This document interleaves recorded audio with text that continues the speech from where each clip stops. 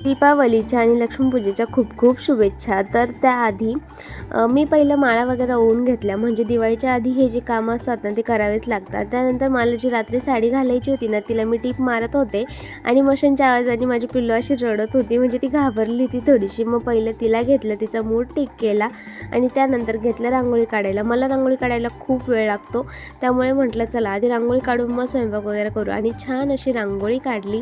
आणि कशी वाटते रांगोळी मला कमेंटमध्ये सांगा. नंतर दिवे वगैरे भरले आणि लक्ष्मीपूजेची पूजा मांडली. त्यानंतर गाड्यांची पूजा केली, सोबतच जिथून आमच्या घरात लक्ष्मी येते तिथल्या गोठ्याची पूजा केली, नारळ फोडलं आणि मस्त असं पंत्या वगैरे लावून घेतल्या. नंतर आमच्या छोट्या लक्ष्मीचे पाय कुंकवात बुडवले आणि आमच्या घरात तिचे ठसे घेतले पायाचे. खरंच जशी ती आमच्या आयुष्यात आली ना, तसे आमच्या आयुष्य म्हणजे आमचे भागच खुलले. त्यानंतर तिचं छान असं पूजन केलं, मस्त तिला हळदी कुंकू लावलं आणि आम्हाला ना ते पाणी पायावर पडलं ना थोडंसं थंड वाटत होतं. त्यानंतर जेव्हा आरती करायला घेतली तेव्हा ती मस्त त्या दिव्याकडेच बघत होती. आणि आता सोबतच आमची छकुली तीही आमच्या घरची लक्ष्मी, मग त्यांचीही छान पूजा करून घेतली. नंतर मस्त अशी रील शूट केली, छान छान फटाके फोडले. तर अशी झाली आमची दिवाळी.